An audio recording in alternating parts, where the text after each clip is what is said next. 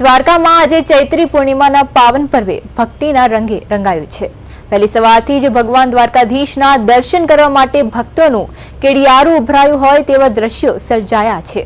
પૂર્ણિમાનું અનેરું મહત્વ હોવાથી દેશ અને વિદેશના ખૂણે ખૂણેથી શ્રદ્ધાળુઓ કાળિયા ઠાકોરના ચરણે શીશ નવાવવા પહોંચ્યા છે। ભક્તોએ સૌપ્રથમ પવિત્ર ગોમતી નદીમાં સ્નાન કરી પુણ્યનું ભાથું બાંધ્યું હતું અને ત્યારબાદ સ્વર્ગદ્વાર તરફ પ્રયાણ કર્યું હતું।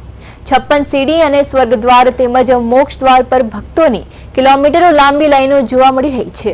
સમગ્ર મંદિર પરિસર જય દ્વારકાધીશના નાદથી ગુંજી ઉઠ્યું છે। ભક્તોની ભારે ભીડને જોતા મંદિર પ્રશાસન અને પોલીસ તંત્ર દ્વારા ચુસ્ત બંદોબસ્ત ગોઠવવામાં આવ્યો છે, જેથી દરેક શ્રદ્ધાળુ શાંતિપૂર્વક દર્શન કરી શકે। હજારો શ્રદ્ધાળુઓ માટે આજે દ્વારકા નગરી આસ્થા અને શ્રદ્ધાનું કેન્દ્ર બની છે।